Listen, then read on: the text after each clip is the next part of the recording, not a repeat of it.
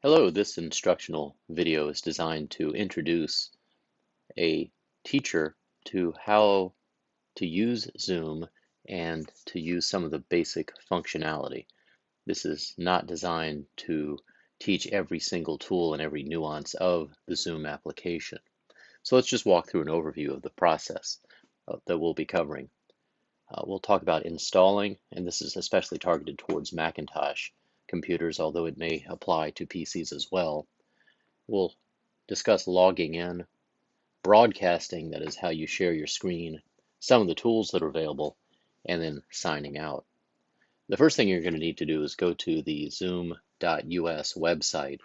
And once you're there, you're going to notice that there are certain kinds of resources in the top right that show things like video tutorials and other webinars and events and some blogs. So you can go to the site to actually learn some information.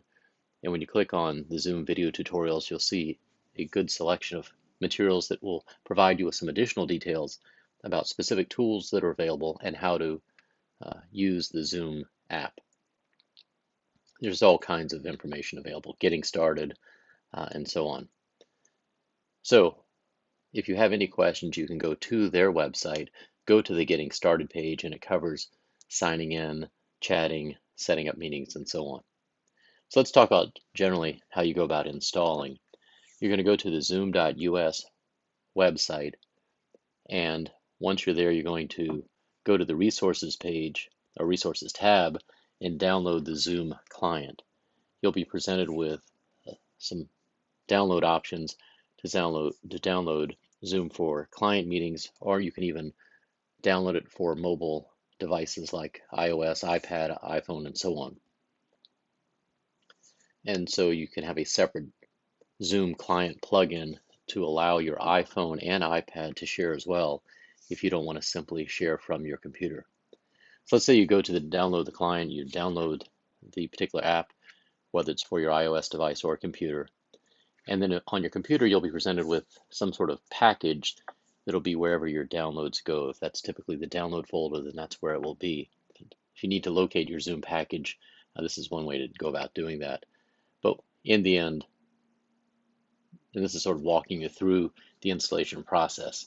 So if you had any questions, this is how you do it, and then you can end up, once it's installed, you're going to go to System Preferences, go to the Security and Privacy settings, then click on Privacy, select the camera tool, scroll down, click on Zoom US. You may have to quit it if you're running it, and do the same thing with the microphone. So once you enable those two devices, the camera and microphone, to be used by Zoom, then you'll be ready to go. Then you can go into the Zoom app itself, which should be in your applications folder, and you're going to open up the app to sign in. Now here's where you're going to be entering your credentials to join, or actually to start a meeting. You click on sign in, you're going to be enter the credentials that you were given by your school to start a meeting. You'll type in those credentials and sign in, and you might be presented with a connecting sort of screen, and your computer may even ask you if you want to allow Zoom to provide you with various alerts and so on, and click allow if you want that. Then the app itself will open up, and there's a little gear icon at the top right that will show you various kinds of things that are available, ways to tweak the particular app. You can go to settings and make some changes, and if you go there, some of the kinds of settings that are available to you will be things related to video, audio, sharing screen, chat, and so on. And this is where you can tweak the way Zoom interacts with your computer and the classroom. For our purposes, let's assume you work with the defaults, but this is the place you can go to make changes. We're now going to go through how you go about setting up a new meeting and how you use some of the various tools. So walking through setup, let's talk about setting up the room itself. First of all, one of the important things will be to make sure your audio is set up. In your system preferences on the computer, you may want to be adding various Bluetooth devices in order to interact with the class. So for example, you may have a some AirPods that you want to use to speak into and to listen. So if that's the case, you can go into System Preferences, go into the Bluetooth setting, and then connect. For example, here I'm using AirPods Pro to connect. You would then click on them and make sure they're connected, and then you can use those devices in order to speak and be heard. So let's talk about going into a new meeting.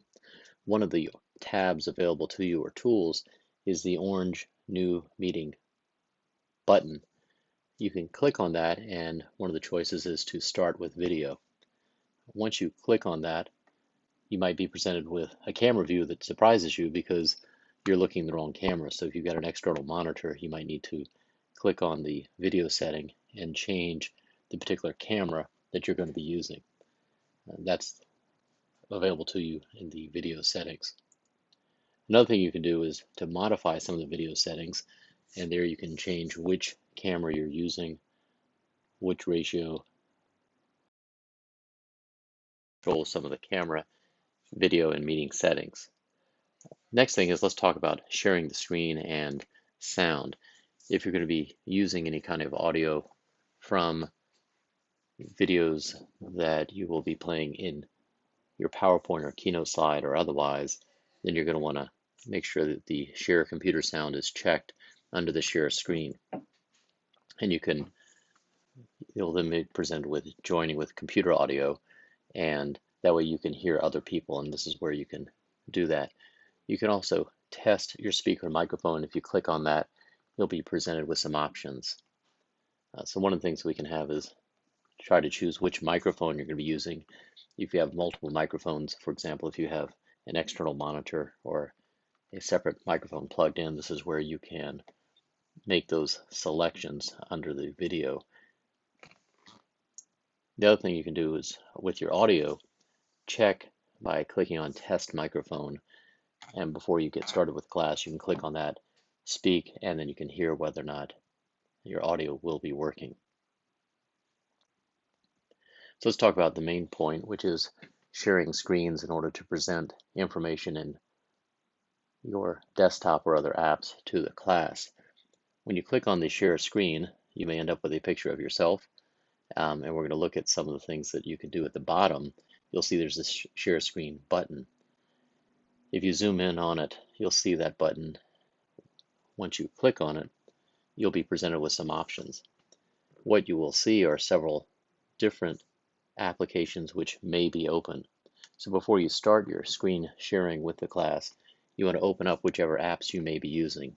So for example, if you're going to be using PowerPoint, Keynote, Word, Adobe Acrobat, or Safari as a browser, then you will want to have those various apps open and running in the background, so that when you click on Share, you'll be able to choose which particular app or desktop, if you have separate monitors, you want to use. So let's look at one of the options, which is the whiteboard. And by the way, you see where Keynote Zoom instruction is selected. If you click on that and then click on play, the class would see your PowerPoint or Keynote instruction or slides as you play them and speak. But right now, let's review the whiteboard. If you click on the whiteboard, you'll be presented with some tools that you can use, and we'll go through some of those tools.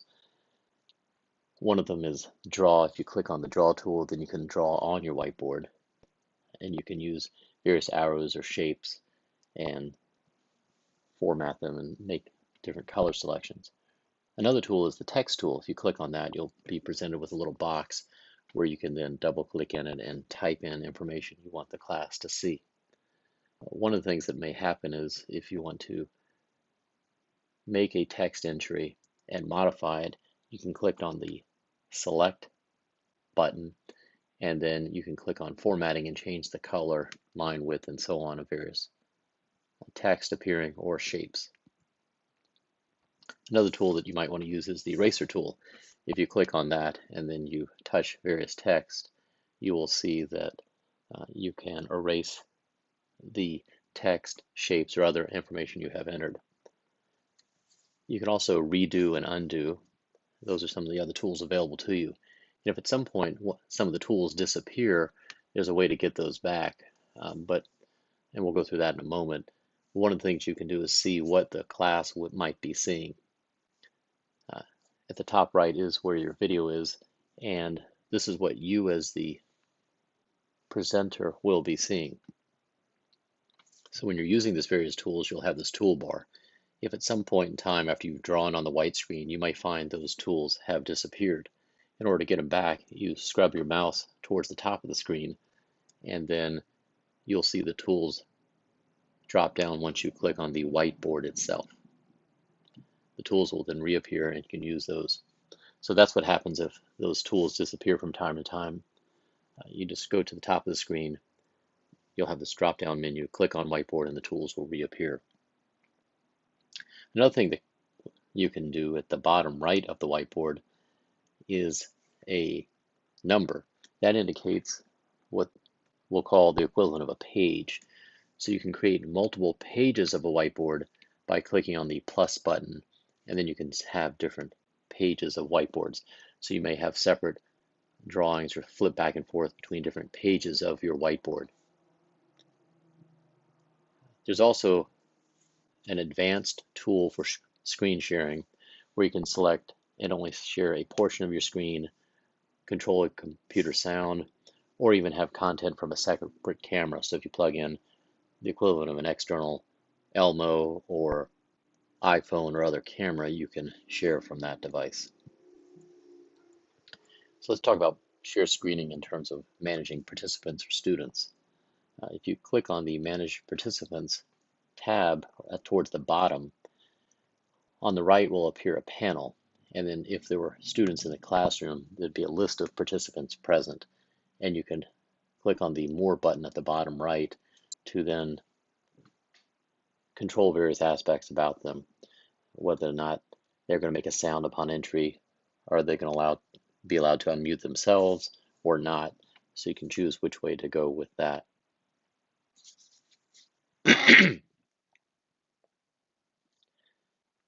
In terms of the chat feature, one of the things that will make the class interactive is allowing students to chat.